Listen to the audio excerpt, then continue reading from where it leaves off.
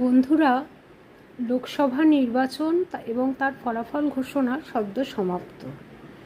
এখন চলছে সরকার গড়ার তুঙ্গ প্রস্তুতি। যারাই সরকারে থাকুন বা বিরোধী হন, সকলকেই আমার আন্তরিক শুভেচ্ছা জানাই।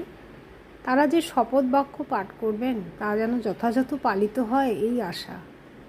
আর ভারতীয় প্রত্যেকটি নাগরিকের কাছে আমার অনুরোধ, তারা যেমন করে নিজের অধিকারটি সোচ্চারে বলতে পারেন, তেমনি কর্তব্যটিও যেন সম্পর্কে সজাগ থাকেন। এই অধিকার আর কর্তব্যের মেলবন্ধনেই একমাত্র ভারত আবার জগৎসভায় শ্রেষ্ঠ আসন নিতে পারে। তা না হলে সে সেই চিরদিন গান আর কবিতাতেই আবদ্ধ থেকে যাবে।